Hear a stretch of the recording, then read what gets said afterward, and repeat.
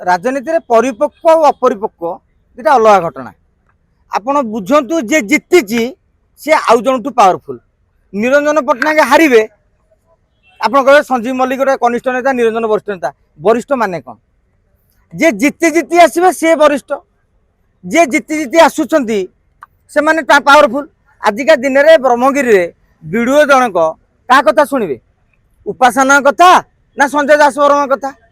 Collector को बैठक में ऑफिशियली किए बसवे? उपासना ना संजय?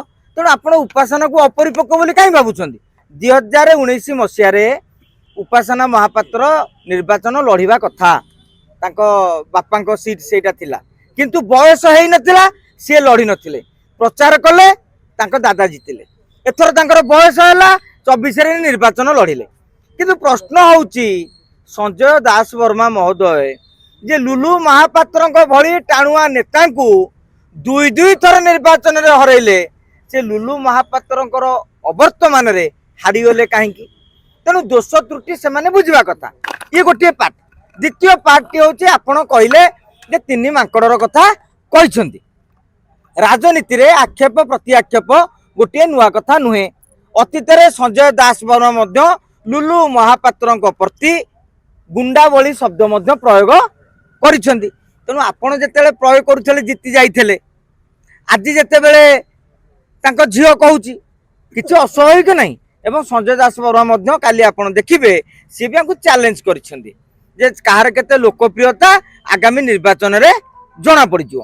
किंतु एक कथा सत्य, उपासना महापात्रंकर नेतृत्व रे जणे ब्लॉक चेयरमैन जीवा छोटिया कथा नुहे। विजु जनता दल अपेक्षा ब्रह्मगिरी रे एबे भारतीय जनता पार्टी रो काया कलेबर मध्य बढ़ी चली आम स्वीकार करवा।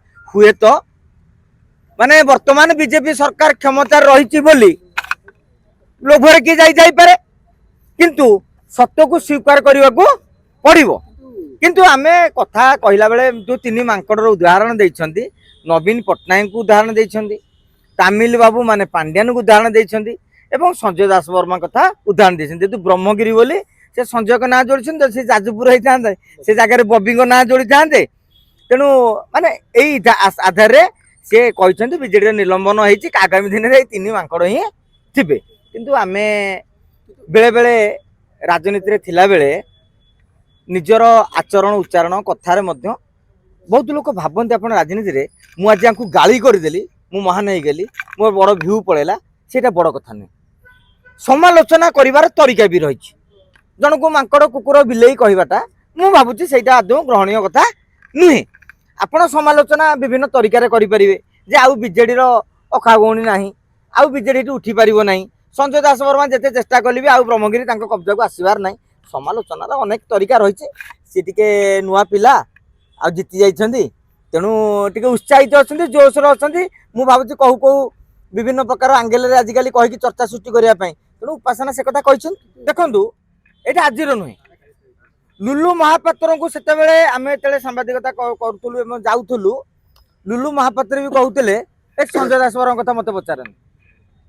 संजय पाखु गला बेलू सी भी कहते गुंडा कथा आमको पचारन। समस्त समस्त विरोध में अतीत यही भाव में टीका टिप्पणी देइछंती।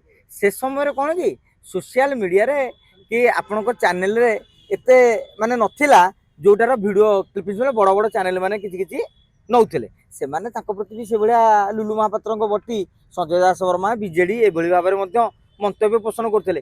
जीति गला परे क्षमतार मदमत होई मशगुल होई आज आम जन को टाइटापरा करिपरिबा, किंतु जनता जनार्दन सबू देखुं सबू जानुं। जी भल काम करिवो से भोट पाइबो, जी भल काम न करिवो से भोट पाइबोनी। राजनीति हार जीति अच्छी, किंतु जन हारी लोक को आम एभली स्तर को खसी जाई इलाइती करवा माने भावुँ भल नुहे। ओडिशा रे 4.5 कोटी लोक भोट होउची, मनकर बीजेडी पाउथला कोटी ऊपर भोट, बीजेपी पाउथला कोटी ऊपर भोट, कि कांग्रेस भी अतीत 60-70 लाख भोट पाउथला। लोक कोठू कौन स्वर्ग आसवे? अरे सही लोक बीजेडी, सही लोक बीजेपी, सही लोक कांग्रेस। आज जो विजु जनता दल कथा कहते मुझे गोटे उदाहरण दूसरी। चिरंजीवी विश्वाल कांग्रेस रे थे, प्रदीप माझी कांग्रेस रे थे, नव दास कांग्रेस रे थे, आमर ब्रह्मपुर टाणुआ नेता विक्रम पंडा कांग्रेस रे थे आउ जनक ना मोर टिके रिमेम्बर करि पानु जे सांसद थिले सोम साहू सी चंद्रशेखर साहू सी कांग्रेस रे थे आम खोर्धाड़ू पलैबा राज साहू कांग्रेस रे थे जितु मित्र कांग्रेस रे थे जटणी विभूति बलवंतरा कांग्रेस रे थे बेगुनिया प्रदीप साहू कांग्रेस रे थे आपण जदि चारिआडे ए लुलु महापात्र कांग्रेस रे थे ताकरी घर लोक तो आज बीजेपी की आइछन सी तो काली बीजेपी की विरोध करथिले राजनीति रे आज्ञा एमती मिशाण फेड़ाण चलिबो लोक समाने से 4.5 कोटी लोक से 2 कोटी 2.5 कोटी भोटर लोक खाली स्टांड टा माने चिन्ह चेंज करूछन